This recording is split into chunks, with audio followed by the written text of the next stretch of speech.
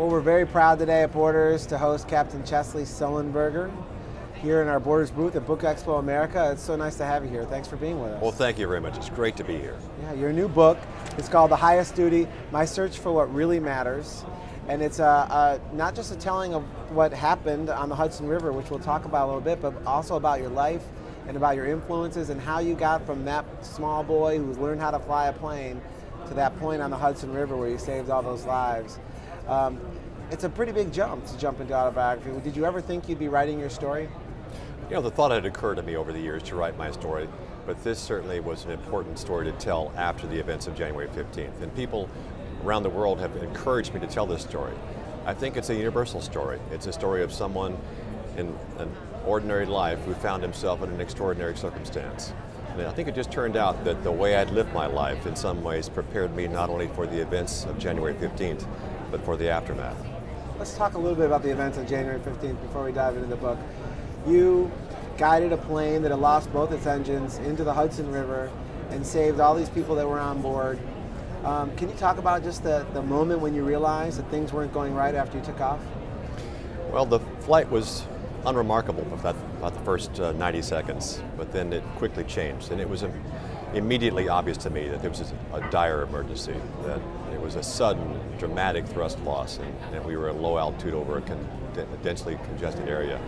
It was going to take some time to figure out what to do and how to do it, but we had to decide that very quickly. What's it like in the cockpit during those moments? I mean, I'm sure it's urgent, but what's the mood and how are you talk to one another? We were very busy, very alert, but very businesslike. And in fact, it was such a time-compressed situation. We did not have time to verbalize everything, so we had to have a very good sense of communication in some nonverbal ways. I was watching what he was doing, he was listening to what I was saying to the air traffic controller, and we had a seamless transition from normal flight to a rapidly busying emergency. How did you communicate to the passengers what was happening during that moment? Well, at first there wasn't time to, because Jeff and I were busy flying the airplane and trying to get the engine thrust loss solved. But about a minute before touchdown, I made one announcement in the cabin: brace for impact. It's been amazing that since the day of the crash, various forms of video have surfaced showing the landing. I'm sure you've seen just about every angle. What is it like to see it from that side, the camera looking at the plane taking a landing in the Hudson? Well, it's interesting. Of course, I recall what it looked like to me, and the video cannot recreate the enormity of the situation, how quickly it happened, what it felt like to actually be there, the suddenness with which it happened to us, to go from normal life, which you've been doing for so many years, to having your world turned upside down in a matter of seconds. It's hard to recreate that. Sure is. And how have you felt about the way people talk about you now? I mean, there's always been sort of a romantic notion about pilots, but now you're the pilot that crashed a plane, or the plane crashed and saved all these lives. And they use the word hero when they talk about you. How does that make you feel? Well, I struggled with that at first. I didn't feel like a hero. I felt like while I had an exceptionally experienced and well-trained crew and that we did our jobs very well and had a great outcome, I felt like we were really doing what we were supposed to do. We were fulfilling our responsibilities. We were doing our jobs. Right. But by doing our jobs, we had a remarkably good outcome. So I had to make a mental compromise. I had to say, I don't want to deny people's gift to me of their thankfulness, because that would just diminish their gift. But I couldn't fully embrace it as my own. Yeah. So as time has passed, I've been better able to understand how people might feel that way about this event and about me and my crew. The book, in what I've been able to read so far, is a really touching memoir. I mean, you talk about how that work ethic, how that thought came into being with you, and how it was instilled. It's a beautiful story, but you start as a boy, really, with the fascination for flying. Can you talk back about some of those early days? Oh, absolutely. I've known since I was 5 that I wanted to fly airplanes, and that's how I wanted to spend my life, and I was fortunate enough at every juncture to get to the next level. So I've had a lifelong passion, and that in itself has great advantages, because you tend to be better at things you care a lot about. But I had great parents that were a great foundation for my life. My mom was a first-grade teacher, my dad served in World War II, and those are the kinds of values that I brought to this situation. And you talked about Mr. Cook, the person who taught you to fly.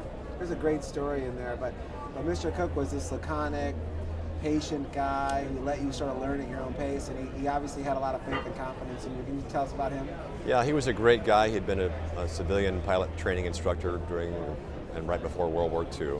He was a crop duster. He learned to fly in a very fundamental way, just like I did, off of a grass airstrip with rudimentary fundamental airplanes. It was a great way to learn the basics of flying.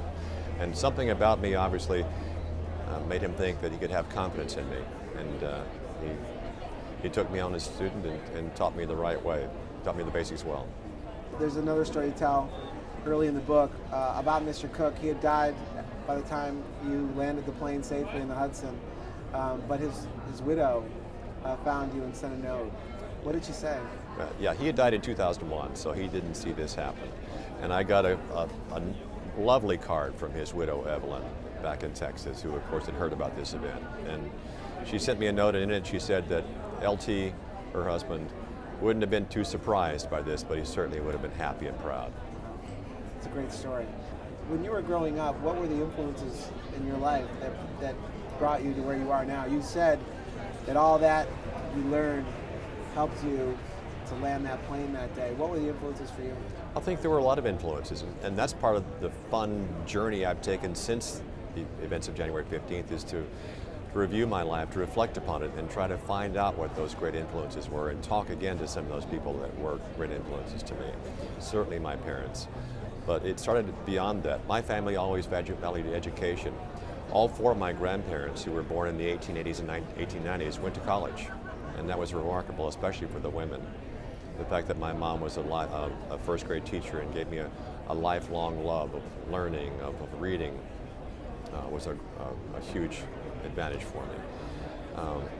So I think that's a lot of what this book is about, is finding things in my life that added up to a substantial whole, that when the challenge came, and I never knew in my life when or even if I would face some ultimate challenge in my life, professionally or personally, that I turned out to be ready for it. That's a special thing that's happened to you, this gift basically, to think back on your life and to think back about your influences and have a moment of reflection. You were given a time away from your job, away from your life. It took this crazy episode to make that happen, but that has to feel something that you feel special to actually be able to experience. I think it is. I think it's given me special knowledge. Since I had not seen combat during my Air Force days, and since I'd never really had a serious emergency as a pilot before, I'd always wondered if I did face some ultimate challenge, would I be smart enough? Would I be strong enough? Would I be quick enough to handle it and successfully and take care of the people in my care? And I thought I would never really know the answer to that question. I think now I do, and I'm proud of the fact that my crew and I and the first responders made it happen. But yeah, certainly this story has given me a great opportunity to touch a lot of lives. And I think it happened at a time in history when people were looking for good news. So much had happened, so much turmoil ever since the 2001 terrorist attacks and the financial meltdown in the last couple of years. They were looking for good news. They wanted to find a reason to feel hopeful again. They wanted to believe that good could still be done in the world. And they wanted to be reassured that all the things that we believe, all the things we stand for are still true. Yeah. And I think that they are. And I think this event was a reminder for them of what is at stake. And when we are true to our ideals and work together, there's not much we can't accomplish. I think you're totally right. I think it is a perfect time for some wonderful news to happen. It reminds me a little bit of Jessica and the Well, and and the entire nation starts focusing on something. Your plane landing is another one of those touchstone moments where the entire country stops for a few seconds in a really crazy world to just be happy about some wonderful news, and you were right in the center of that. It just is serendipitous in a way. Yeah, and you're right. This story, something about this story has captured the imaginations of people around the world. I've gotten tens of thousands of emails, of cards, letters from every continent except Antarctica. Right. And they all tell me the same thing, that they're so happy for us and proud of us, and it made them feel joy and hope again. So how about the people on the plane? You all shared something. You didn't know any of them when they got on the plane. You might agree with them when they stepped on the plane. Now you've all shared this moment that we just described that's captured people's attention around the world. Do you keep in touch? Do you stay in touch? Is there like a group now? I mean, how do you connect to these people again? You know, I've heard from a lot of the passengers. Of course, early on during some of the interviews, we did have a chance to meet a lot of the passengers in a couple of different forums, and it was wonderful to hear their words, and they said amazing things to me that were heartfelt and very much appreciated. But I think, and as I told them at the time, I think this event has created a common bond that we all share, the event itself and the aftermath, and I think that there probably will be continued efforts to keep in touch. I would imagine as the year anniversary approaches that some of us will probably get together again. And certainly my first officer, Jeff Skiles, and the flight attendant crew, Donna and Sheila and Doreen and I, will keep in touch. And I'm, in a special way, after having worked so closely together, I think Jeff and I are probably going to be brothers for life after this. Well, once you've gone through that, there was a particularly striking photograph on one of the national news magazines of you holding one of the babies that was on the plane, and I don't think it hits home quite as much as when you see a child and you recognize that that child's going to be able to grow up, live a long life, perhaps get married, have children of their own, thanks to what you and Jeff on the plane were able to do that day. Have you thought that deeply about it? Like when you think about the lives of those people, have you had a chance in your reflections to think about that? Oh, absolutely, yes, and those thoughts began early on. And that was Damian Sosa, by the way, the youngest passenger on the plane, I believe was 9 or 10 months old at the time. It's a beautiful picture. It's a wonderful photograph. But yes, I've had all those thoughts. Getting back to the letters, we've had so many wonderful letters, touching letters, sad letters, funny letters. But one of our favorites that my wife and I read together early on was the letter from an adult daughter of a Holocaust survivor. And she said in their tradition that the teaching was that saving one life was tantamount to saving the world because of all the succeeding generations and lives that were saved. And that's a message that resonated with all of us and was very touching and very true. I'll say. And you gave us a story that we can be excited about, and for that we're very thankful. And I wish you all the best of luck in the book tour. I know you're going to have a great time, and we're excited to see you get back in the cockpit too. Well, thank you very much. Yeah, good talking with you. Captain Sullenberger, it's great meeting you. Thank you. Great meeting you.